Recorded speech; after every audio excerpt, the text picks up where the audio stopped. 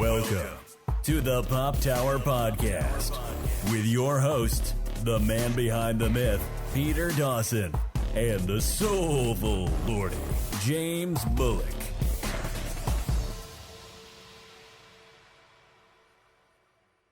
Episode 78 of the Pop Tower Podcast. I am Peter W. Dawson. And I am James Bullock. And we're here to talk about video games, and TV shows that were inspired in part by video games. Yeah, no movie this week, although we'll probably get back to that at some point. Yeah. You know, being what it is. In these uncertain times, I believe is what everyone says. Y'all COVID cowards.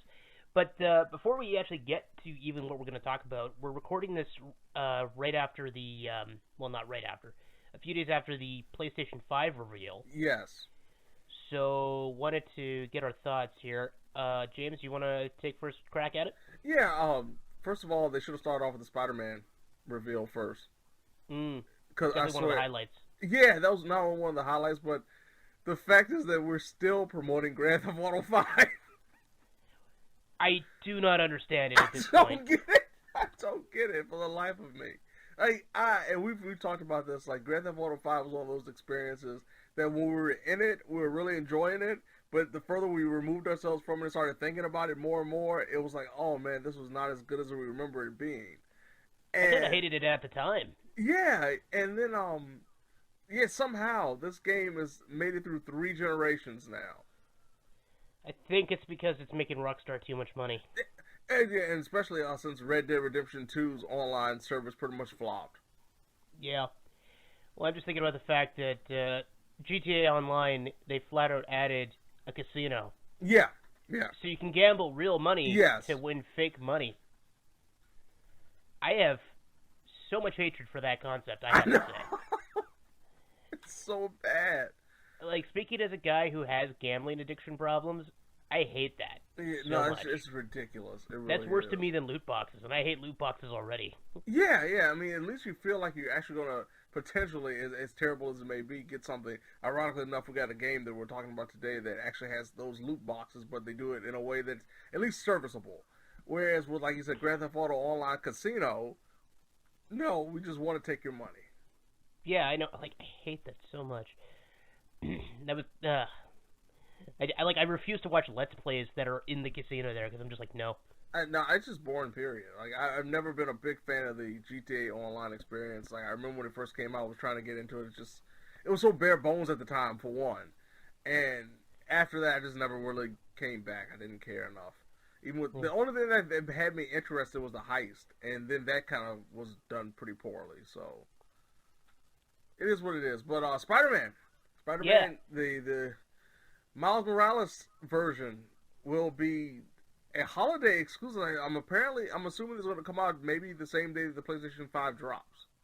That would be awesome if that's true. That is a system seller. Yeah.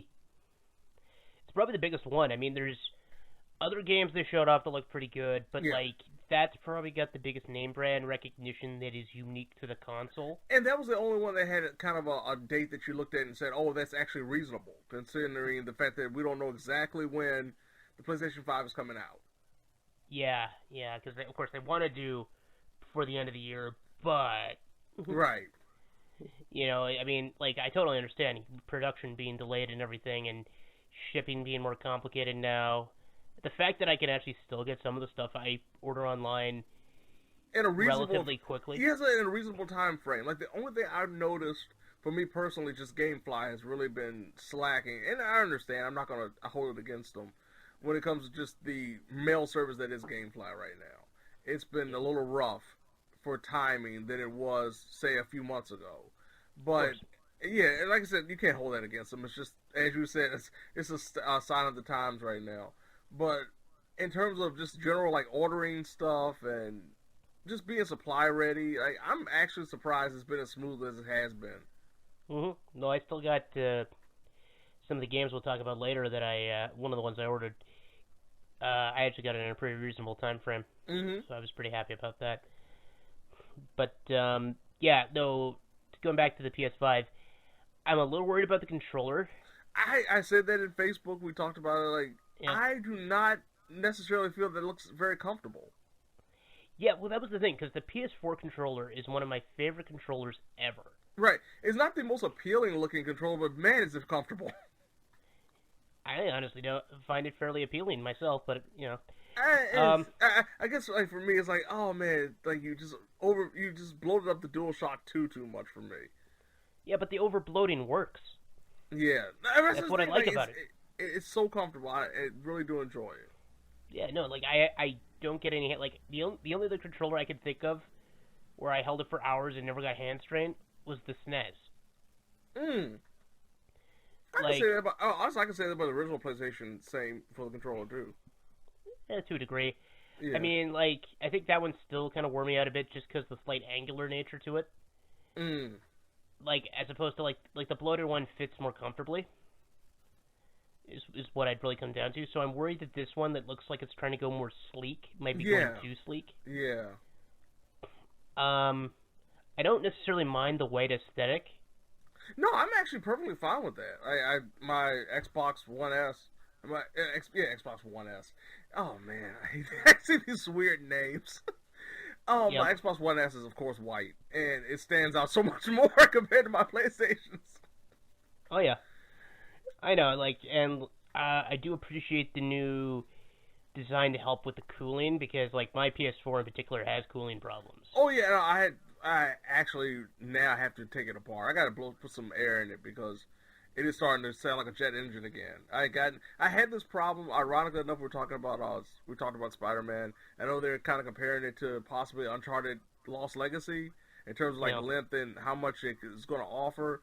And I remember one of the first games that I recently played that had that kind of problem where it's like, oh my goodness, my PlayStation sounds like a jet engine, was when I was playing Lost Legacy.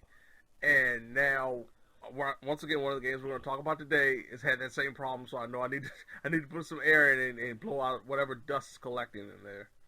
Yeah. But I will say this, it's nothing compared to the new KFC console. No, not at all. I kind of hate that I even brought that up. I know! It's just so absurd. Actually, you know what? I'm going to do a total tangent here because I heard about this on another podcast, which I will plug on here because why not? So I've been listening to the Face Jam podcast. Okay. Which one of the challenges for the podcast is to tell people to listen to Face Jam. Yeah. So I've now told people to listen to Face Jam. That's the Face Jam challenge. But they talked about KFC for their KFC episode. Oh. Apparently, the Colonel Sanders hated the gravy once he sold KFC. So he Wow. opened a new restaurant called the Colonel's Lady. What? I know. And then he got sued. And according to Google, I don't know if this is true, but according to Google, there's now a restaurant in Kentucky called formerly the Colonel's Lady. Wow. Which supposedly might be the place where that used to be. But, wow. Right? Oh, Yeah. that is insane. It's okay. It's okay. He's not really a colonel. Right. He was a mule tender. He was a mule tender. All right. Sorry. But enough with the tangents. We should probably actually talk about what we're here to talk about. Yeah.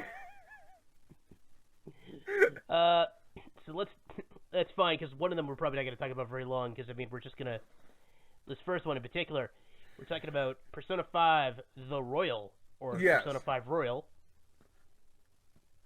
because they dropped the, Yes. because that seems to be a Japanese thing. Yeah, it really is. Yeah. Very much is. That's weird. Well, like, every time I see little translations from Japanese about talking about what time it is, it almost always says the time. Right. So I think that's one of the many ways that translation works. Anyway, so Persona 5 Royal is a basically re-release of Persona 5, but it's heavily enhanced. Like, graphically, not much has changed. Yeah, that's about the only thing that's not much different, even though it doesn't have PS4 Pro support. Yeah. Like, there's some small enhancements, but they're very negligible, I gotta say. I mean, especially because you're playing it on the same gen console, right? So exactly. Like, but, I mean, that's fine. That wasn't really what it was about. I mean, and the thing about it, this was a game that also came out on PS3 at the same time, so... That's true. Yeah, so it's not like they had the greatest graphical limits being pushed. Mm-hmm. Sorry, I picked a bad time to take a sip of coffee. I thought you were going to keep going. Yeah, and, not coincidentally, as we're recording this, Persona 4 Golden, the re-release of Persona 4, which actually did change consoles from the PS2 to the Vita, that just dropped on Steam. Yes. Another shout-out. Apparently it's a pretty good port. Isn't it the fastest-selling Steam game in terms of, how much it's made ever? I don't know about that, but I know it had 10,000 concurrent users within an hour. Wow. Which is pretty impressive, no matter what. Yeah. Because that means 10,000 people bought the game as soon as it was available, installed it in under an hour, and started playing. Wow. In these uncertain times, you need to be able to solve a mystery. Anyway, but yeah, so Persona 5, we did an episode back when it came out. Mm-hmm. It was my favorite game of 2017. It's still one of my top 10 games of the decade. Yeah, definitely one of the best PS4 experiences I've had ever. And like you said, one of the top games, especially of this generation, easily. Oh, yeah. When I beat the game, the emotions I felt, it was like the polar opposite of when I beat a game I hated. Right. It was I felt sad and empty, but in a good way. Yeah, this is one of the rare games that I've played this generation where I finished it, and it's not like this is a short game. This is a game that I put almost 100 hours in on the first playthrough. Yeah. And I immediately started another playthrough because I wanted to do all the friendships. I wanted to get all the personas. I wanted to do everything that was possible. Mm-hmm. So that's, to me, a great testament of how good the game was, because I had no problem sinking in another 50, 60 hours into this game immediately after playing it the first time. Absolutely. Yeah, now Persona 5 Royal does add quite a bit. Mm-hmm. In particular, it adds, she's on the cover, a new party member, Kazumi Yoshizawa. Yes. And with her comes a new storyline that actually takes place after the end of the original game. Yes, which is this whole new semester, which I did not know until I started playing the game. Oh, really? You didn't know about that? I didn't know about the new semester. I just thought she was just a new character they were going to implement. I did not know about the new semester. Yeah. And yeah, they added more, they added a couple new regions you could visit in Tokyo, including being able to go to a jazz club, which I always appreciate, as well as play pool. Yes, play pool, play darts. And, yeah, darts, yeah. We're Yakuza fans, so we're always down for that. Yeah. In particular, I love what they did with the darts and pool system and how it affects gameplay. Yes. I think they enhanced the Maid Cafe, too, if I'm not mistaken. Yeah, they did. Yep. Yeah, because I will say, this game, Royals trophies are a lot more reasonable than the originals were. Oh, yeah, wholeheartedly. I'm going to platinum this game. I mean, the only thing that might take me a while is defeating the Reaper, of course, just because defeating the Reaper is hard. Yes. Because he's, essentially the boss you're supposed to run away from for most of the game. I think you got to be, usually level 68 at least to be able to Yeah. I know when I did it on the original version, it was I think almost everybody was maxed out almost, if not completely. Yeah. So. Well, I soloed him ultimately using the Trumpeter, because the Trumpeter was immune to most of his magic. Right. That was my trick. We'll see how that goes this time around. I haven't quite finished it yet, but I did skip ahead with some other stuff too. Yeah. Make sure I had some idea what the third semester was like, so I could fully judge this. The new music is pretty good. Yeah, the added tracks are really good. Yep. The new characters in general are pretty good. Yeah, I have no complaints. I really don't. I was actually... I know we talked about it. We kind of wanted Kazumi to be a little bit more important to the overall narrative, but I know they didn't want to change up too much. And understandably so, because I perfectly am fine with the story as it was before. Mm-hmm.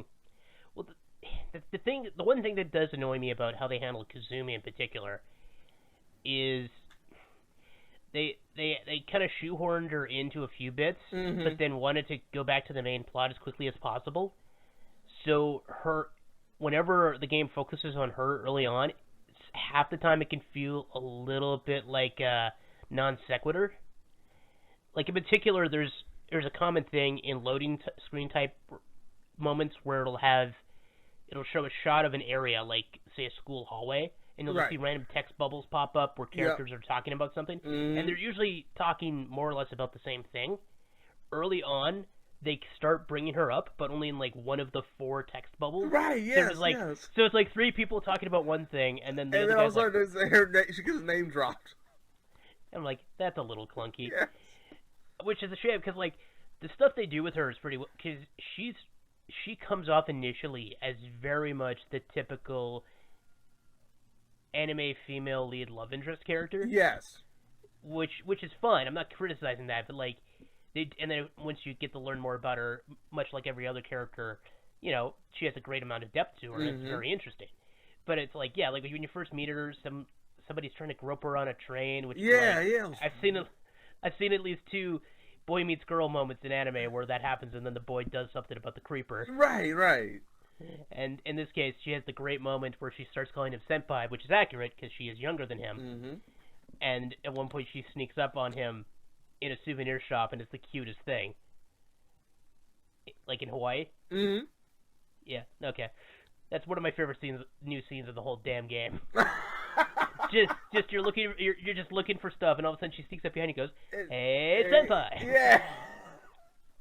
I'm like, okay, I officially love this character. Yeah, no, they did a really good job with her. It was one of those things, like, if they would have thought of her or implemented her in the original game and, like, could have had her actually be more of the core story, like it would have been if she was in the vanilla version, she would have fit so well. I think she would have been the standout character.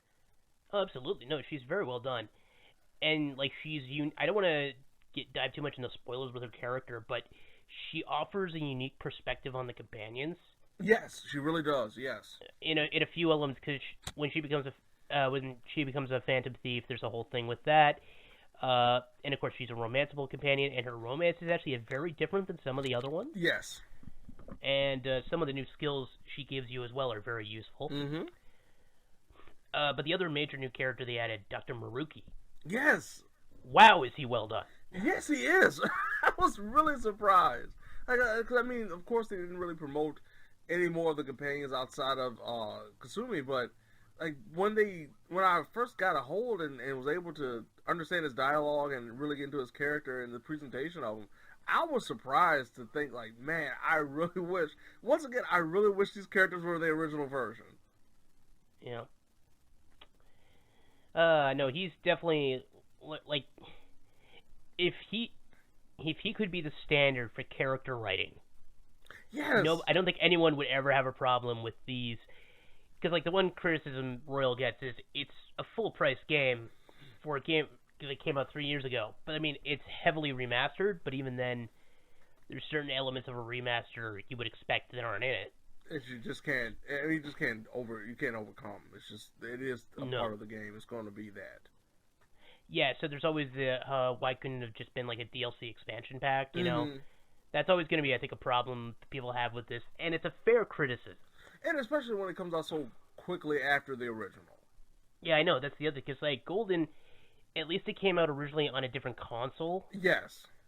And it was, like, what, 2-3 years later? Mm-hmm. Still? I mean, this was 3 years later, but it was on the same console. It's on the same console, though. That's the problem. Yeah. Like he said, if this was very similar to, say, like what we've seen, like with Yakuza now expanding and becoming a part of the Xbox property too, then it'll be one thing. Like if this was the Persona 5 Royal experience across multiple consoles, I don't think a lot of people would be complaining right now. No, like, yeah, with the Yakuza games, the remakes and the remasters are all meant to be on the PS4, so you can play Kiryu's entire saga on the PS4. Right. Like, ultimately, it's just, hey, we had more we wanted to do with Royal or Persona 5 because Persona 5 became even more popular than Persona 4 did, frankly. Yes. Which is, you know, I love Persona 4 as well. It's still, Persona 4 gained a popularity of the franchise that made it very, very popular amongst the people that knew about it. But, like, Persona 5 was the one that finally hit mainstream. Yeah, like, it's now, it became the most, because it sold a couple million copies of it. Yes. And, yeah, like, it's now, like, well-known enough, you can easily find stuff for it in, you know, random otaku shops, especially in, like, all over Akihabara and stuff like that. So that's certainly a level of popularity it didn't have before. Yeah, I don't know if there's much else to say. Like I said, the new trophy system, I think, works way better. Yes. Because you can get them all in one playthrough. Yeah, that's one difference between the original and now, where vanilla, you had to do 2 playthroughs to get everything. Yeah, and it was a bit of a pain because you needed easily 160 hours minimum. Yeah.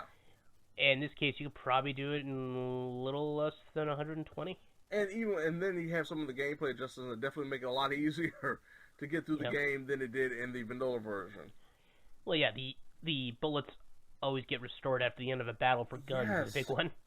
Yes. We can use guns more freely. We can be Danny DeVito in that episode of Sunny. And you can, thanks to the grappling hook implementation, you can find special items that will help increase your, or replenish your SP and everything that you wouldn't have in the original version. Like, they definitely did some things to make the game overall more player friendly than they did in the vanilla version. So, like, if you are coming into this thing thinking it's going to be as difficult as the original, you at least will have some kind of remorse. You have some kind of just a feeling of relief that you didn't have playing through the first or second or third or even the 4th dungeon. I love the casino dungeon so much, though. Yeah, it's true. So on that note, we should probably dive into another game. Yes. Now, and I haven't really played this. I looked up some gameplay for it, but so we talked about the Predator franchise before. Yes, we have on the show, and no shock, they decided, hey, you know what would be a good idea? Make it a multiplayer video game for it called Predator Hunting Ground. Yes. Made by the same people that did the recent asymmetrical Friday the 13th, the game experience a few years ago, Ilphonic. And unfortunately, it's not like that. No. Because, of course, you know, you think about the Predator, you think Arnold Schwarzenegger, you think about military, you think about guys in the woods trying to hunt down something that's hunting them. Yep. Whereas with the Friday the 13th game, you're trying to just get away from the monster. So they had to really, like, figure out a way how we could implement the 2 different styles into one game. And sometimes it works and sometimes it doesn't, unfortunately. Doesn't look like it really worked here, I gotta say. No, here's the thing. This is one of those games. First time you play it, hey, this is actually very fun. Second round, hey, this is still pretty fun. Third round, what's the difference? Mm-hmm. And once you get around to that point where you started playing the games, it doesn't matter if you're playing as the Predator or you're playing as in this game they call the Fire Team. They don't really have an actual military association or anything. They're not guns for hire or anything. They're just the Fire Team. Yeah, they want to keep it broad so they can potentially add more characters. You know, as you play as those, you play 1 or 4 of those characters, or you can play as the Predator itself. And once you do a few games on either side, you realize, oh my goodness, there's not much to have to do here. Because, 1, there's only 1 map. There's literally only 1 map to play on. They may drop you somewhere on a different side of the map, and the map's not that big, mind you. But there's only 1 map. So there's no difference in your environments. You pretty much figure it out, especially as you move around and you play through a few games. You start remembering a lot of the spots where the maps and the locations are. When it comes to the Fire Team, it's a very simple premise. You run, you shoot down some enemy AIs that are dumb as a bag of rocks. Like, they do not know how to shoot anything. The AI has no idea how to shoot anything. And then if you stick together, and I said before, if you stay close together, if you're a person that's played any first-person shooters before, you know how this game plays when it comes to the Fire Team. Mm-hmm. The fact is that if the Predator strikes, and it's not a very high-level Predator, you can easily wipe out the Predator with your team. Like, it's very, very easy to do as long as the team sticks together. Because the early Predators, pretty much like because of course it has a leveling system, and the higher level Predator that is unlocked, I believe it's called a Barbarian. It's a Barbarian. I want to say a Brute, but it's a Barbarian. That Barbarian is ridiculously overpowered. Like, it can hit, no matter how good you are, no matter how many perks you have, no matter what you have on your Fire Team, that thing will wipe you out in 2 to 3 hits. And that's, like, melee hits. I'm not talking about if it has a bow and arrow or a spear or anything that can drop you with one hit. But the lower level predators, the ones that more than like a lot of people will be playing with because they will get sick of the game after a few rounds and just give up, are not bullet sponges. They take forever to heal up once they do get hurt, and more than likely they will die. The only pretty much the only good thing about it is the fact that you may be able to set off your self-destruct and blow up some people if they're stupid enough to try to stop it, which I've seen that happen. But yeah, this was not well thought out. I think that's the biggest problem. This wasn't a game like with the Friday the 13th game. The horror of not being able to fight back, I think, was one of the biggest advantages. Even though as the game progressed and people started figuring out how to kind of like outrun Jason, that it became a lot easier for the survivors or the camp counselors to live through an entire mission. But there was always a feeling that Jason at least could get a few kills in before he inevitably lost.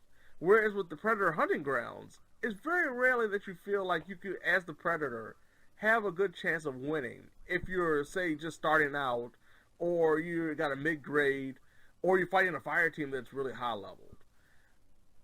It doesn't feel even, and even worse is the fact, and this is, to me, the biggest problem with the entire game. It really goes beyond just the actual gameplay, but the matchmaking. There's no filter system. So, you could be playing your first game, and you could be matched up with someone that's played their 500th game. You could take on a Predator that's jacked up to the gills, and you could have absolutely nothing. You could have a pea shooter, and be able to do nothing, and just have to live with it. And this wouldn't be so bad if the matchmaking itself wouldn't take so long. When it came out, it's got a little bit better now since they put some updates out, but it's still pretty bad. Like, if you try to be a part of the fire team, it may take you a couple of minutes, maybe 2 to 3 minutes. It doesn't take too long. But if you want to be the Predator, expect to sit for 5 to even 10 minutes. I remember one day I had it up. It was about 15 minutes and still counting, trying to set up a game that I could be the Predator. And then there's a chance that the game may only last a few minutes, maybe 5 to 10 minutes itself. You might spend more time waiting for the game to start than playing as the Predator itself. That's pretty bad. Yeah, like that to me is the biggest turnoff, because it's one thing if I suck at it, or just the game just didn't turn out well, and I can just jump back into another one, maybe do a little bit better next time, that's fine. I can deal with that. But if I know, okay, I'm playing for 5 to 6 minutes, and I have to wait 10 to 15 minutes to even get another game started, I'm not going to waste my time. Like, I know I'm probably going to suck at it. I know it's going to fail me.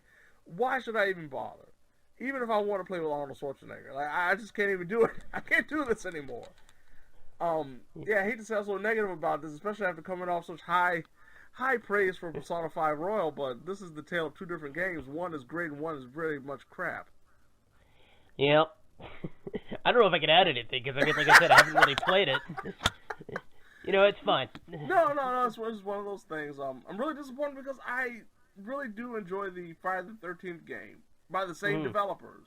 It had its flaws, and I know about it, but once in a while, like, I'll pick that game up and say, hey, I want to play it. I haven't played it in a while. And still have the same feeling that I did when I first played it, whereas with this, after about a week, I was just like, I'm never playing this again. This is never... Even if it does get better, maybe they will do... No, actually it can. It can't get better. It's just fundamentally flawed.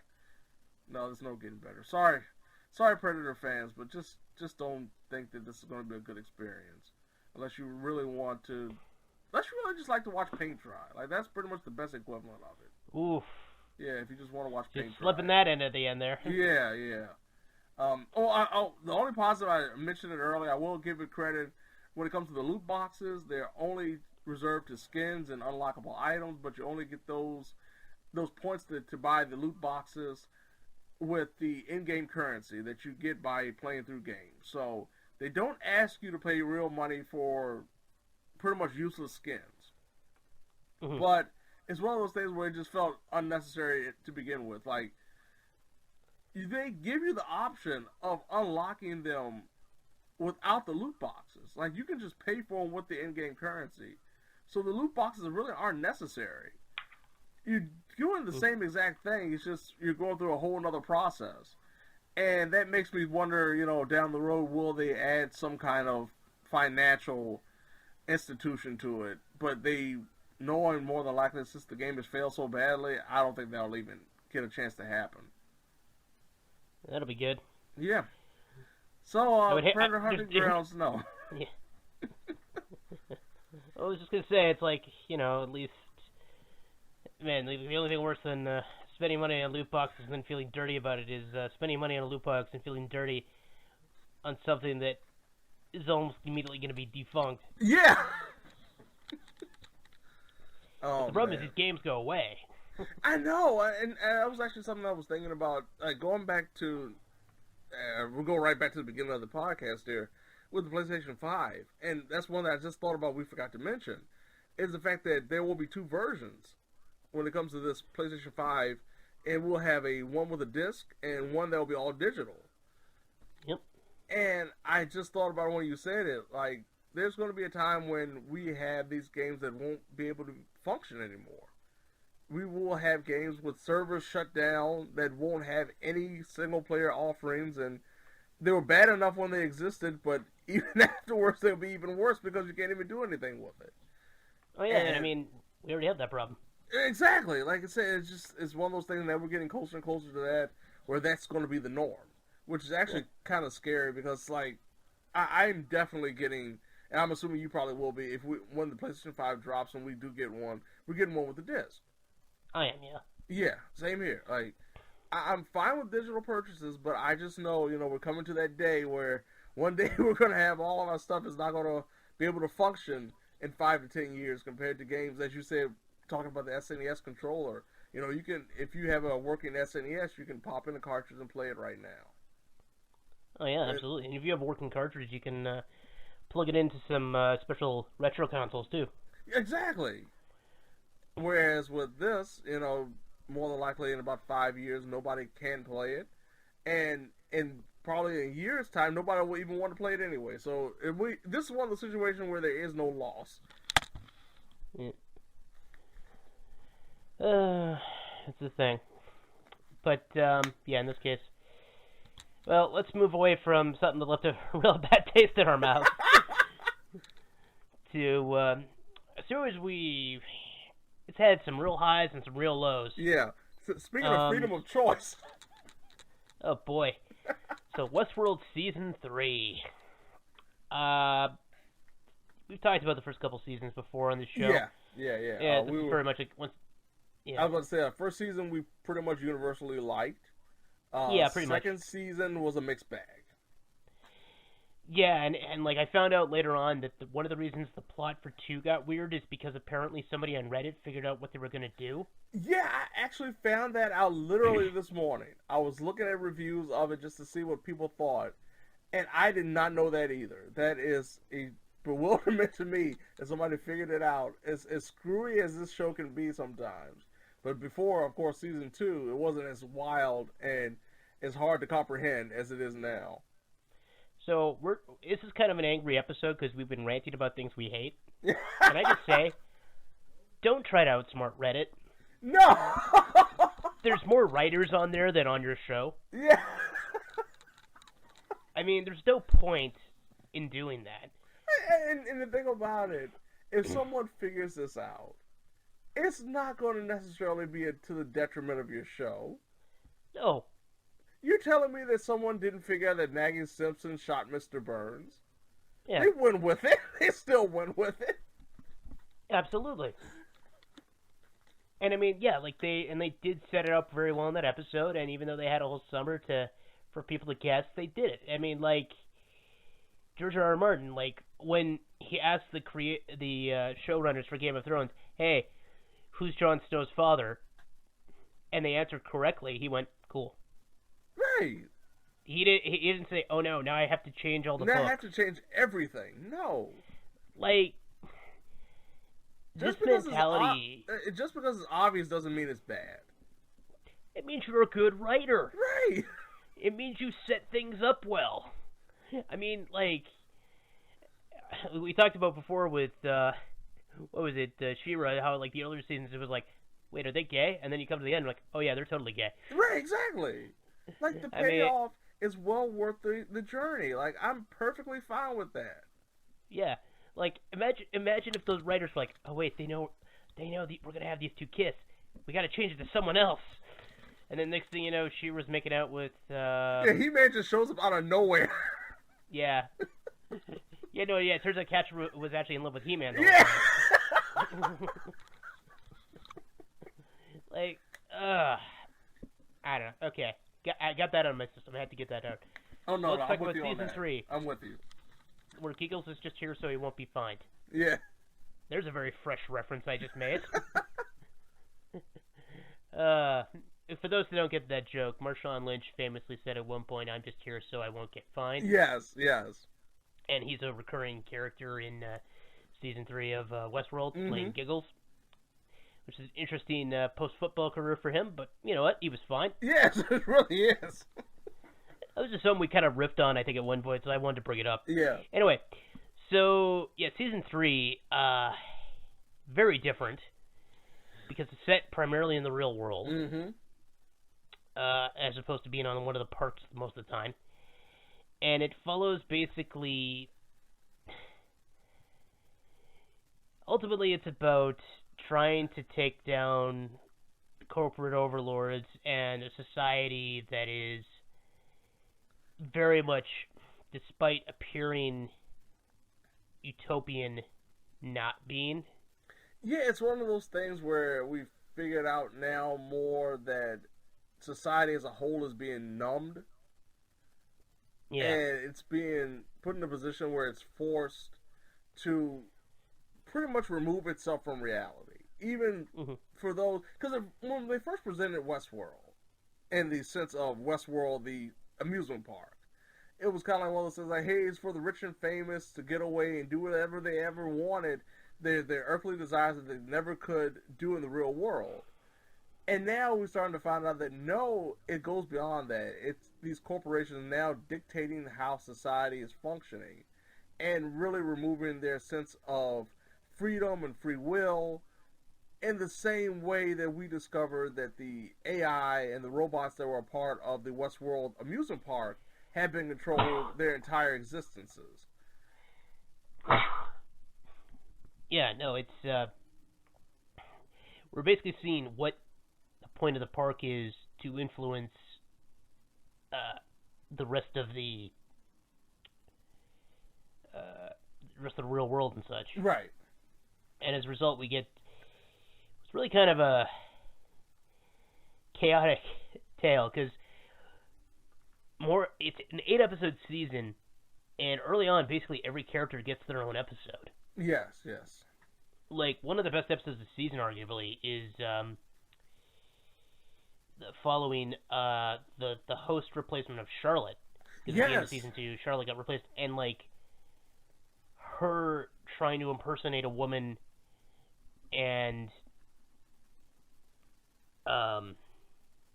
like, essentially try to live her family life and understand what it means to be human and to care for other human beings. Yeah, because she starts asking questions, she starts posing, theories, and she literally wants to confront the people that are involved in certain situations. I don't want to spoil too much.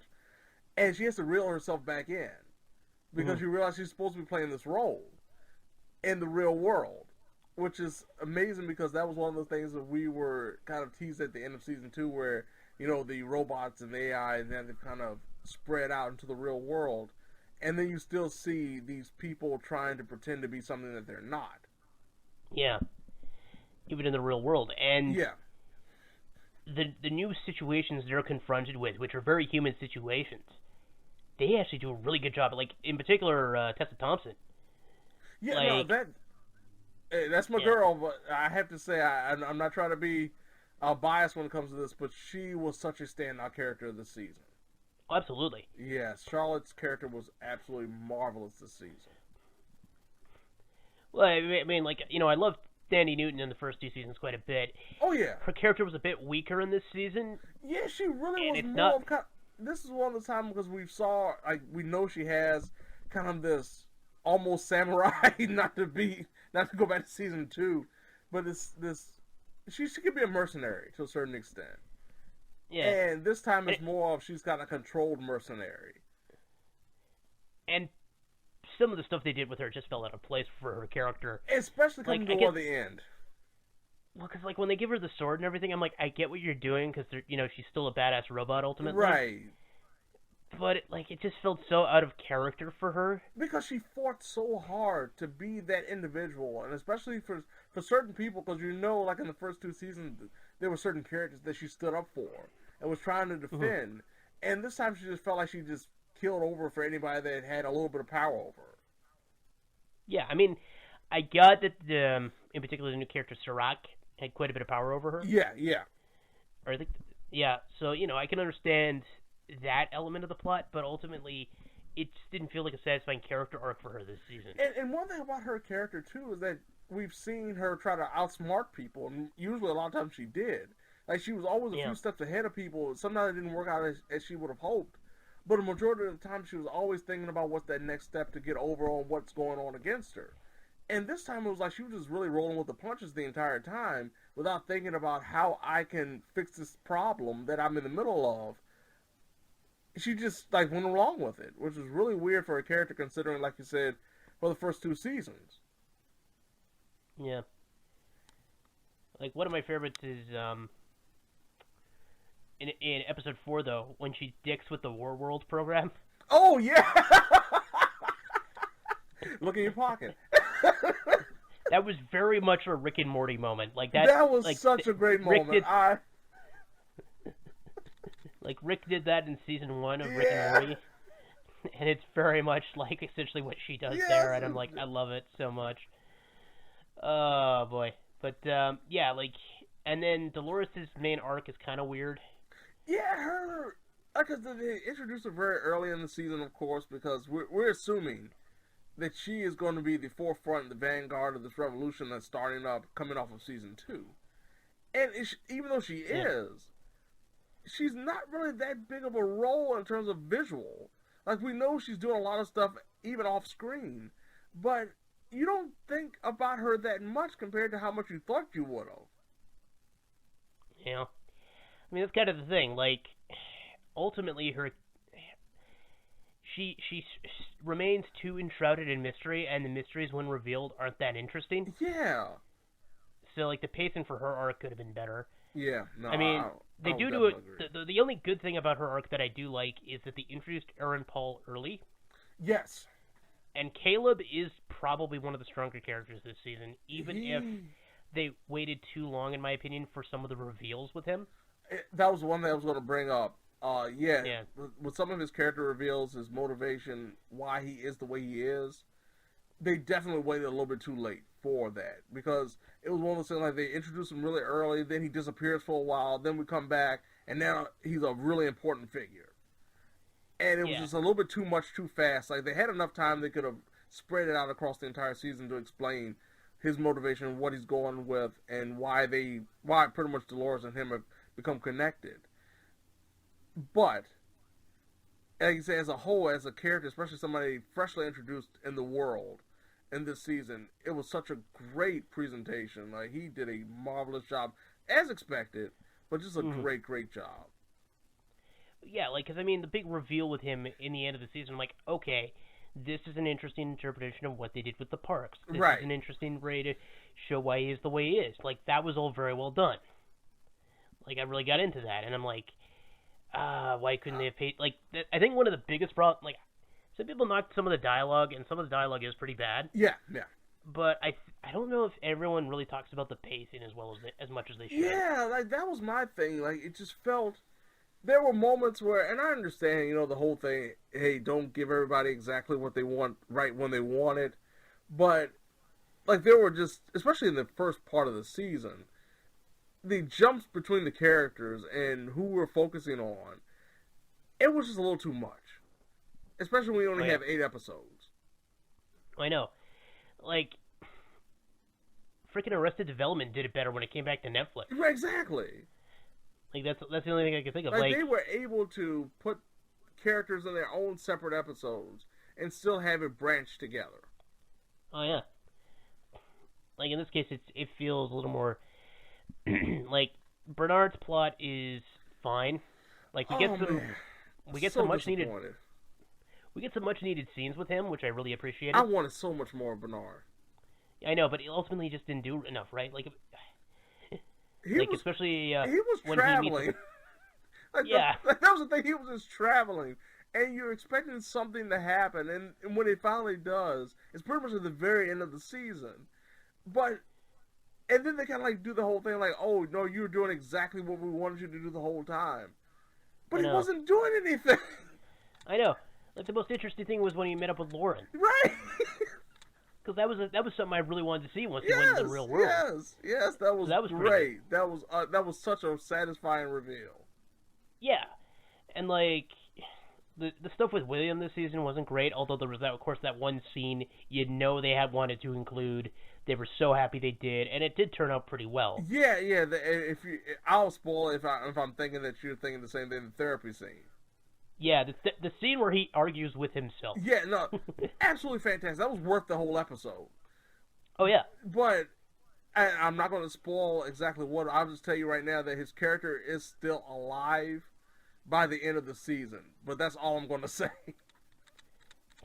Yeah, there's just other elements, though. Yeah, exactly. And it's one of those things like, oh, okay, we're going this way this time. But, no, I love that scene, him having this therapy session. And yeah, but it was really weird because it was one of those things like I understand, like it's ironic that his character was locked down, and it felt like he was locked down too because of course he wasn't presented that much during the story, but once he got free, he became one of the best parts of the whole season. Oh, I know, because it's like all right, time to do things.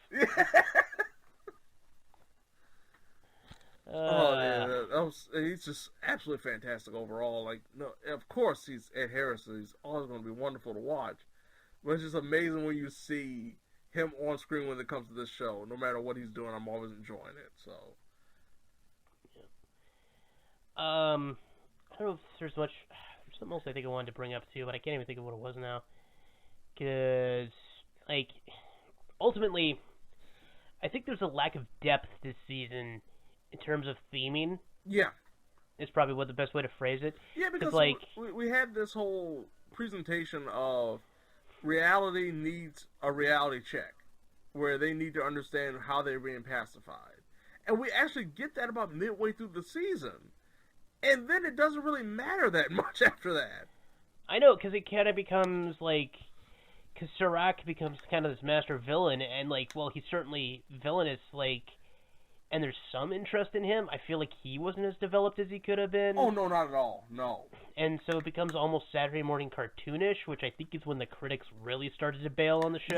Yeah. I was looking it up once again. Like I said, I was just looking at reviews to see what people thought.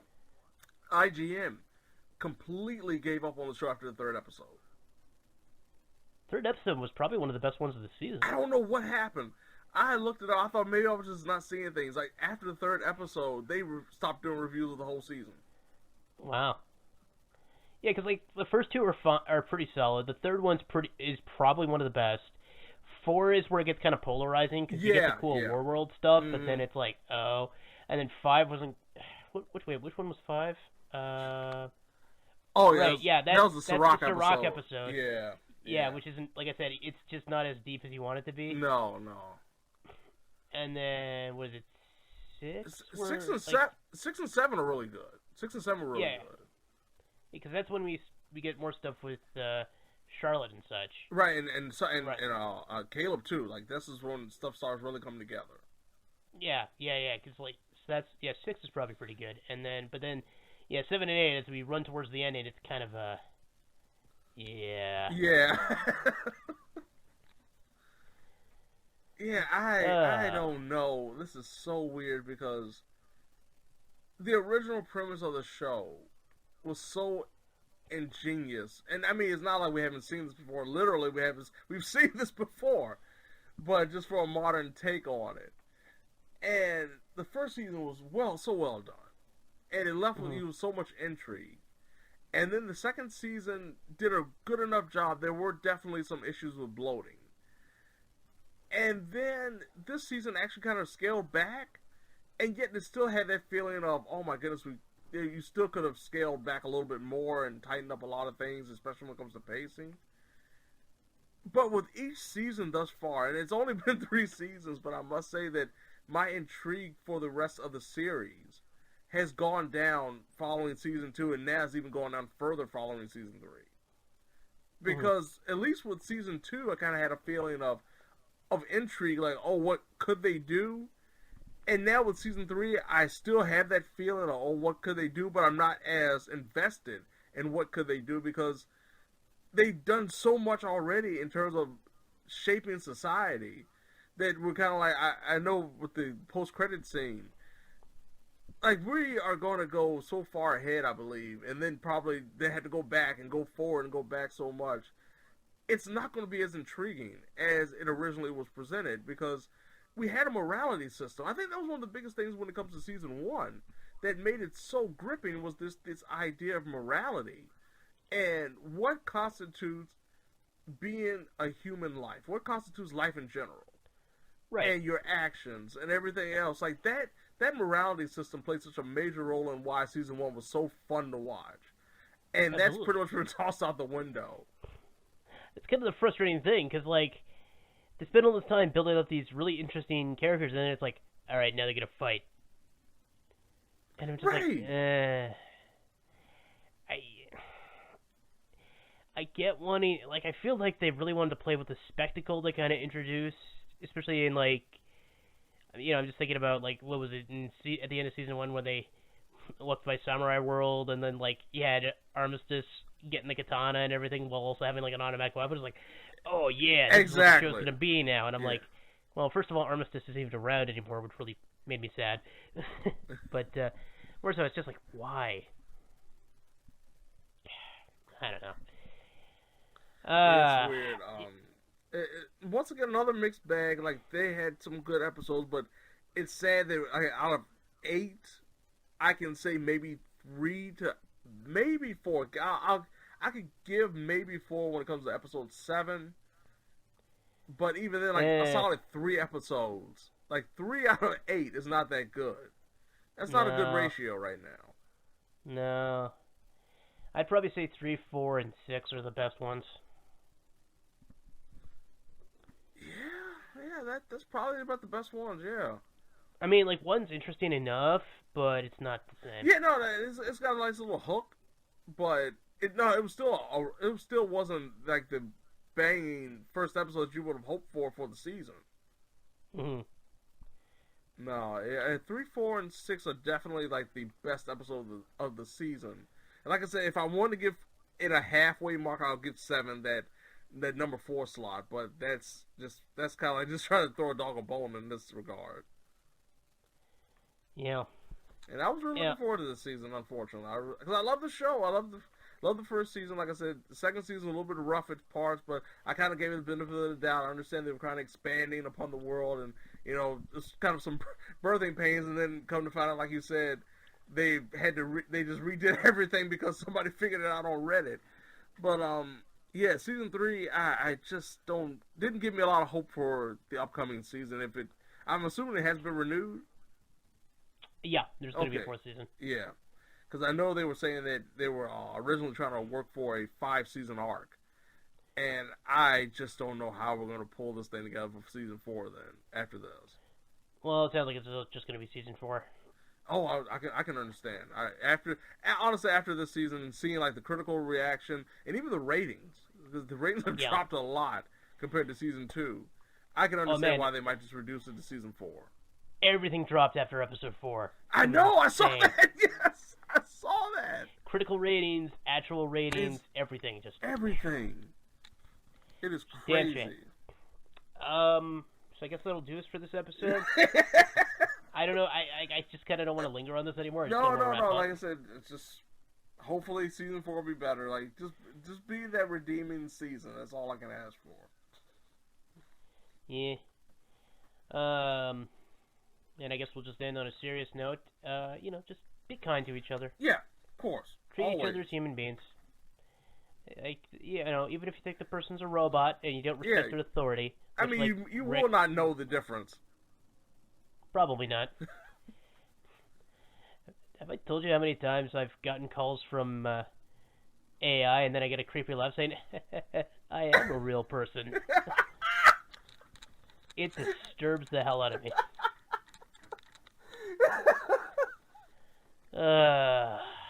Anyway. Well, until next time, folks, just stay out of War World.